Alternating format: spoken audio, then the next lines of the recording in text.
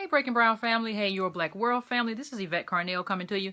And I just want to express a little bit of disappointment at this late part of the game at people who are still expressing disappointment in me.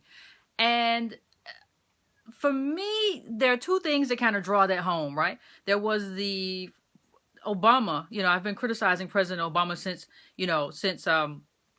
his first term. I think I drank a little Obama Kool-Aid like everybody did, or most people did, prior to the election. And then I came to my senses, and I tried to shake other people to their senses. And what happened, and this is what keeps happening to me, right? What happens is instead of people coming to me and saying, you know what, Yvette, I think you may have had a point. I've been paying attention to Obama too, and he hasn't really done anything for poor people. He hasn't really done anything for black people. People come at me, and I see the same thing, this pattern here. I see the same pattern coming with Farrakhan. So you see this where you have these two black men in powerful positions, at least one powerful position in the White House and one a powerful position in terms of the black community, at least perceived as powerful, because he is in charge of a lot of black men, a lot of bow tie wearing black men. That could be useful. Human resources are useful, right? So instead of, even when I say, like when I told people in probably 2010, 2011 is when I started talking about it. Listen, Obama don't care about you. Obama doesn't really even like you. Not only as a citizen, he's not even that into black people. When he expressed it, I remember when he went to the Congressional Black Caucus, and true enough, I have my own issues with the Congressional Black Caucus. I really do. I have my own set of issues with them.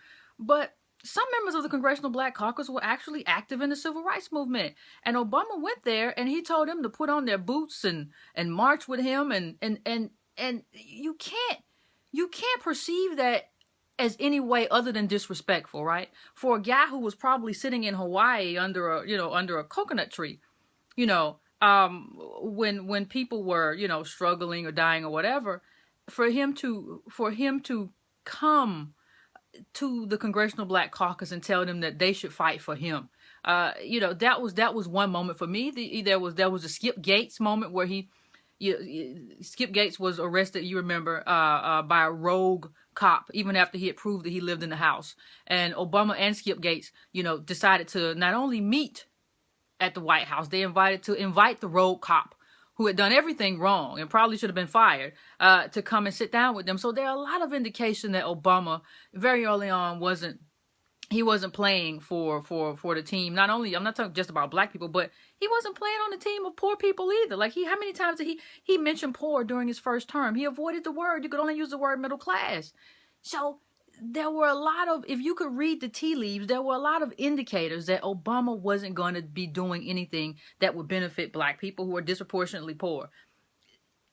And when that came to play, when there were actually facts on the ground that supported what I had to say, people didn't get mad at Obama. People still got mad at me.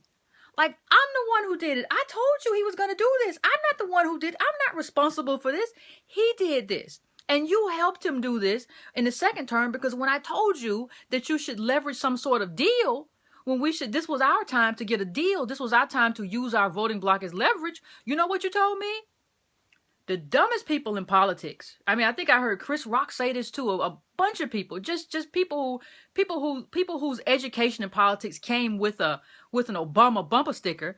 They told me, Obama gonna hook us up. You just watch. He can't do nothing right now. Yvette, he can't do nothing right now. You don't understand politics. He can't do nothing right now. You gotta wait until the second term. He gonna hook us up. Where's the hookup? Honestly, I'm not trying to be funny. Where's the hookup? There is no hookup. Black people are falling out. Look at the last BLS labor report on unemployment. Black people are falling out of the labor participation faster than any other demographic. There was no hookup. At least at this point, acknowledge that you were wrong. You were totally wrong about this guy. Even Al Sharpton admits, hey, the only thing Al Sharpton, there was a good interview in a New York magazine, I think it was, where they interviewed Sharpton and they asked Sharpton, well, about Obama, what was, trying to talk about, Obama's legacy. And Sharpton said, well, it's very interesting. People want to talk about Obama, and nobody talked about Clinton. What? Like, we're talking about Clinton now? You know how long ago that was?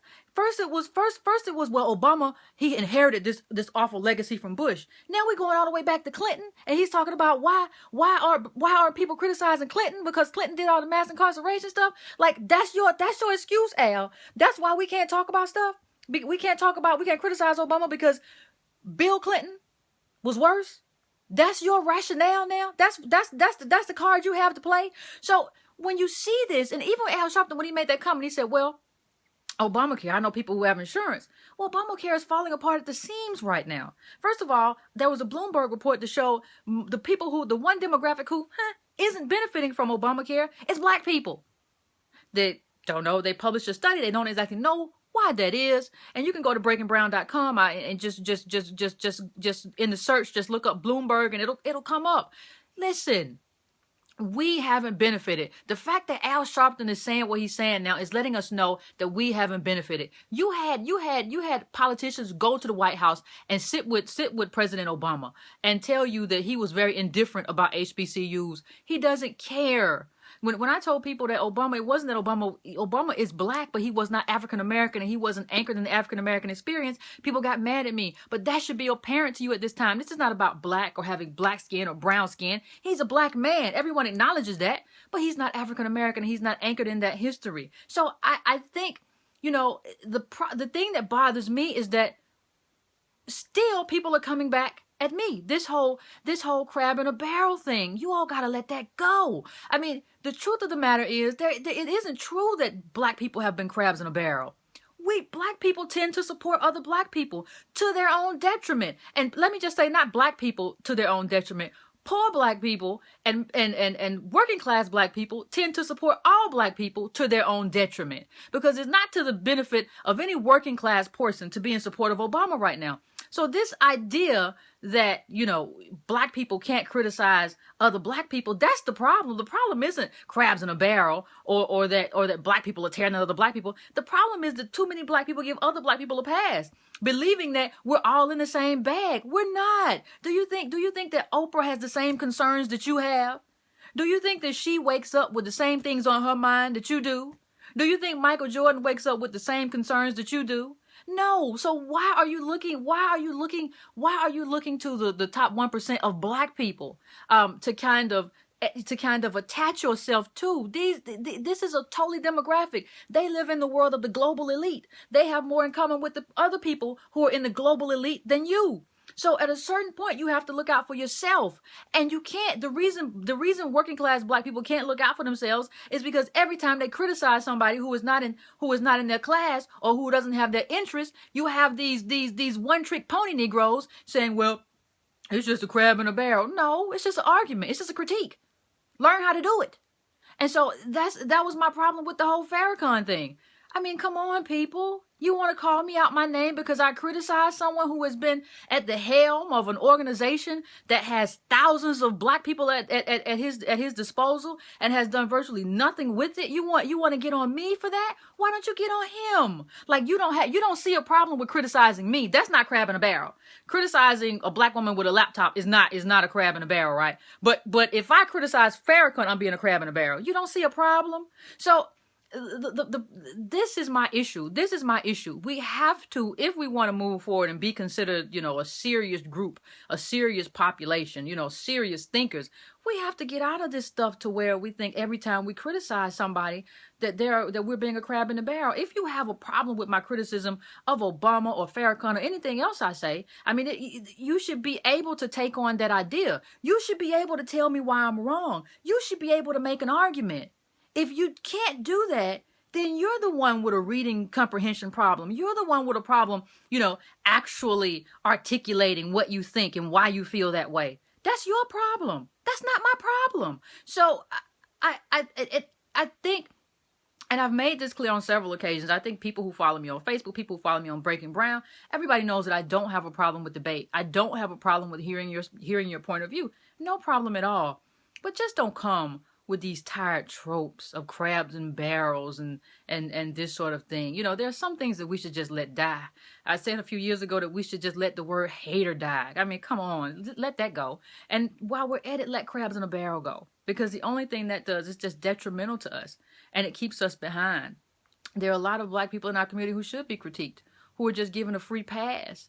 You know, I think it should be time out at this point for pigment politics. Pigment politics doesn't get us anywhere. Just because someone has melanin or has kinky hair or whatever doesn't mean that that person is necessarily, you know, is in your best interest.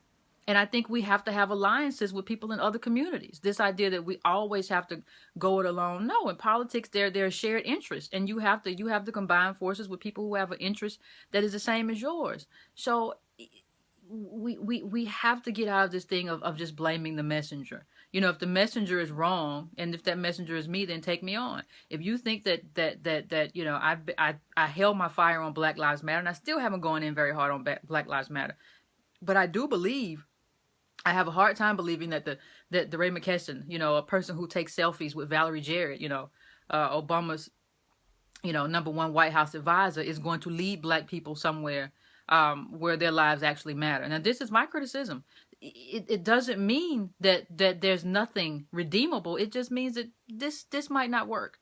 And we can have a conversation about what might work. We can have a conversation that includes a critique of capitalism, because you're going to have these problems whenever everything is a commodity. When there's a dollar sign on everything and you need dollars to eat, you're gonna have this sort of thing. You're gonna have people, and I'm not talking about McKesson here, but maybe we're talking about Sharpton. You're gonna have people who can be bought off.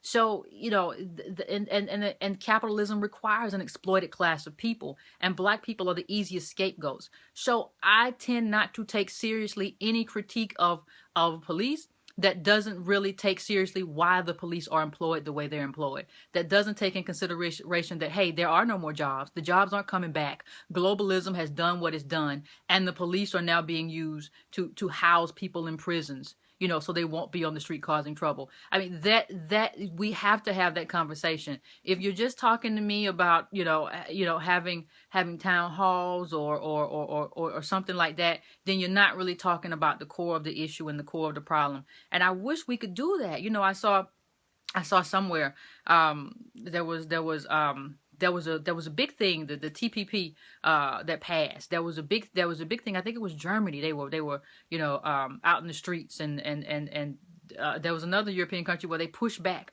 against you know increases to college education, to the cost of college and things like that. You know, there real stuff is happening, you know, in other countries. And here we are listening to Farrakhan talk about how he wants the government to give him, you know, a piece of land the size of Mexico. I mean, the size of California. So, you know, or he wants a Ministry of Justice. I mean, all this pipe dream stuff that doesn't have any kind of connection to what actually needs to happen, to like the organizing that actually needs to happen on the ground. It's just other stuff to kind of keep Black people not paying attention to what really matters. And I think that's what angers me so much about Black people paying so much attention to Farrakhan's, because what was apparent in that speech is that he doesn't have any solutions. And I think we need to start talking about solutions. So if you want to talk about solutions, I think we can do that. If you want to talk about being a crab in the barrel, just don't bother.